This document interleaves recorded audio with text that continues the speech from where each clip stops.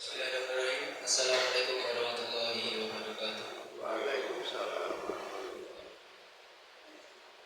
Alhamdulillahirabbil alamin. Wassalatu wassalamu ala asyrofil anbiya'i wal mursalin wa ala alihi wa sahbihi ajmain. Amma ba'du. Segala puji syukur atas nikmat yang telah Allah berikan kepada kita pada malam hari ini sehingga kita bisa melaksanakan sholat isya dan dilanjut dengan sholat tarawih dan dilanjut dengan sholat witir. Dan bukan jika bukan karena nikmatnya Allah kita tidak bisa mungkin yang berpuasa full dan beribadah dengan tenang selama Ramadan ini sampai ke hari 24 ini, karena banyak saudara-saudara kita yang di sana ingin melakukan perbuatan ibadah, amalan-amalan baik saja, mereka masih terkadang mendapat hambatan dan cobaan. Maka itu adalah suatu nikmat yang perlu kita syukuri, karena orientasinya kita di dunia ini adalah mencari ridha Allah untuk di akhirat. Lalu yang kedua, salawat serta salam tak lupa kita curah limpahkan kepada baginda besar kita Rasulullah Shallallahu Alaihi Wasallam, karena berkat risalah beliau dan perkataan, perbuatan dan seluruh perilaku beliau yang kita contoh untuk akhlak sehari-hari kita dapat bersosial dan bermuamalah dan beribadah dengan sempurna. Lalu yang ketiga kalinya saya izin memberikan sedikit untuk ampunan Allah itu lebih luas daripada murkanya. Tidak ada yang bisa menghalangi kita untuk bertaubat. Siapapun orangnya, sebesar apapun dosanya, dia berhak mendapatkan ampunan Allah dan kasih sayang selama dia bersedia untuk bertaubat. Jadi ampunan Allah itu lebih luas dan lebih besar daripada murkanya. Kita sebagai hamba juga harus selalu berprasangka baik bahwa taubat kita akan diterima kepada Allah. Bahkan Allah sendiri telah menawarkan kepada seluruh hambanya, terutama mereka yang telah hanyut dalam berbagai macam dosa dan maksiat, agar mereka tidak berputus asa untuk mengharapkan rahmat Allah. Qul ya ibadilladzi asrafu ala anfusihim la taqnatu min rahmatillah innallaha yaghfiru dzunuba jami'an innahu huwal ghafurur rahim. Yang artinya, katakanlah, hai hamba-hambaku yang melampaui batas terhadap diri mereka sendiri, janganlah kamu berputus asa dari rahmat Allah. Sungguhnya Allah mengampuni dosa-dosa semuanya.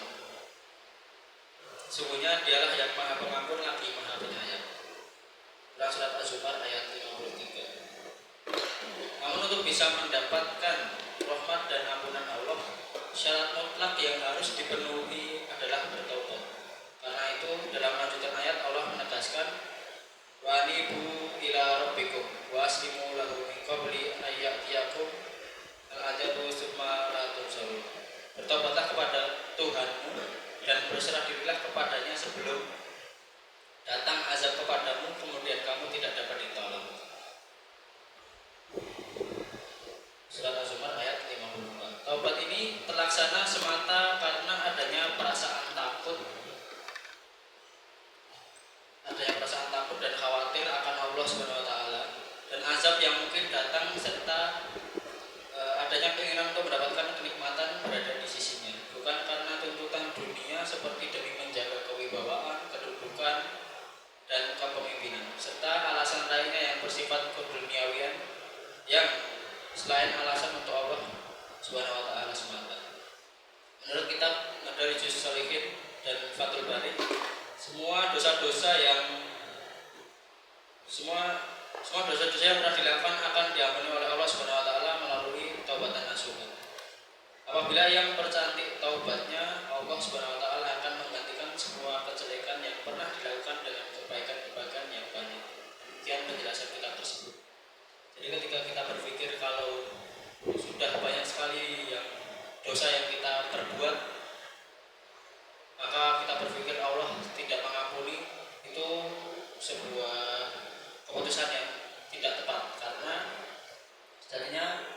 ampunan Allah itu lebih luas daripada murkanya, dan prasangka Allah itu juga bisa tergantung dengan perbuatan Allah itu juga bisa tergantung dengan prasangka hambanya. Jika kita sudah berprasangka buruk kepada Allah, maka itu juga dengan apa yang akan diperbuat oleh Allah.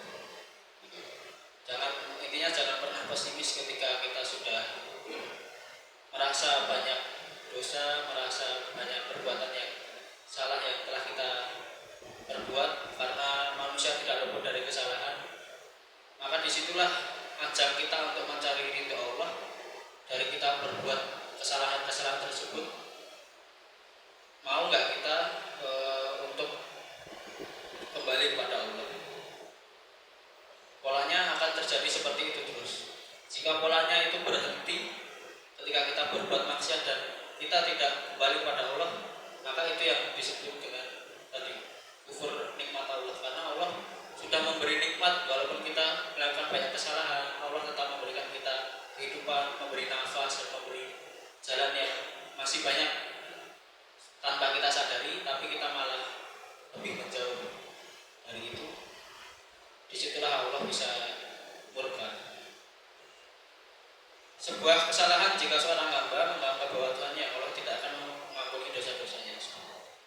Sebanyak apapun perbuatan buruk yang telah kita lakukan, alangkah lebih baiknya kita tetap melaksanakan amalan yang baik. Jadi sekiranya kita hari ini sudah melakukan banyak kesalahan, tetap laksanakan sholat dan tetap laksanakan amalan-amalan baik yang tujuannya untuk menutupi perbuatan-perbuatan buruk kita. Tujuan dari sholat sendiri pun sebenarnya seperti checkpoint antar waktu ke waktu. Ketika di antara subuh ke zuhur kita melakukan kesalahan, maka kita bisa bertaubat saat sholat zuhur. Begitu juga zuhur ke asar dan asar ke maghrib dan seterusnya. Itu adalah sebuah tempat istirahat kita ketika kita merasa punya kesalahan, dan tempat kita untuk kembali kepada Allah. Sesungguhnya Allah itu begitu bergembira dengan taubat hambanya yang melebihi kegembiraan seseorang di antara kalian yang menemukan kembali untanya yang telah hilang di suatu yang luas. Jadi surat Bukhari dan Muslim. Hadis ini menjelaskan tentang Allah lebih suka taubat hambanya karena ketika hambanya merasa ada ujian dan seperti contohnya kehilangan barang, lalu kita bertobat kepada Allah, Allah lebih suka barang itu tidak kembali dan tetap bertobat kepada Allah daripada ketika barang itu kembali dan dia lalai lagi kepada Allah. Ada cerita sedikit, ada seorang pemuda yang telah membunuh 99 orang, kemudian dia ingin bertobat dan mencari penduduk bumi yang paling alim. Lalu singkat cerita, kemudian dia ditunjukkan kepada salah seorang rahib dari kalangan Bani Israel. Ia pun langsung mendatanginya kepada rahib. Ia mengatakan bahwa telah membunuh 99 orang. Lalu ia bertanya, apakah tobat saya akan diterima? Atas rahib menjawab, tidak. Maka dibunuhlah rahib tersebut. Sekarang genap menjadi 100. Lalu genap menjadi 100. Kemudian lagi itu kembali mencari penduduk bumi yang paling alim. Lalu ia ditunjukkan kepada seorang alim ulama. Kepada orang alim tersebut yang berkata bahwa aku telah membunuh 100 orang. Lalu ia bertanya, apakah tobat saya itu akan diterima? Orang alim itu menjawab, ya, tobat kamu akan diterima. Dan apa yang akan menghalangimu antara dirimu dengan tobat? Alim ulama itu lalu menyuruh pergi ke suatu daerah yang terdapat banyak orang yang beribadah pada Allah. Ia memerintahkan untuk beribadah bersama orang itu, melarang kembali ke daerah itu karena lingkungan yang sebelumnya itu adalah lingkungan yang buruk. Maka singkat cerita berangkatlah dia ke daerah itu. Tiba di tengah perjalanan dia akhirnya meninggal. Maka bertengkarlah malaikat rahmat dengan malaikat azab untuk merebutkan siapakah yang lebih berhak mengatasi nasib orang ini. Malaikat rahmat berkata, dia telah datang kepada kami untuk menghadap Allah yang maha tinggi. Lalu malaikat azab berkata, dia saja tidak pernah berbuat kebaikan sama sekali. Akhirnya datanglah malaikat yang berwujud manusia menemui kedua malaikat itu. Lantas kedua malaikat itu mengangkatnya sebagai hakim. Kemudian malaikat yang terakhir ini berkata, sekarang ukurlah antara ditempuh dari jarak yang akan dituju, mana di antara dua daerah yang lebih dekat.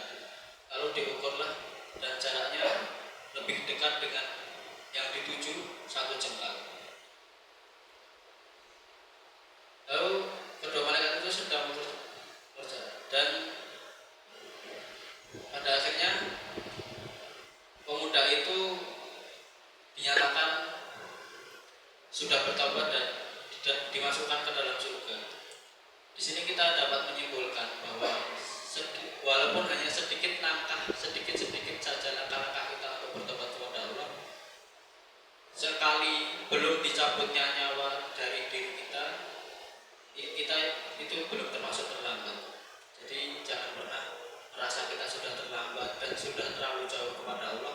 Itu adalah persepsi yang salah, karena sejatinya sebelum kita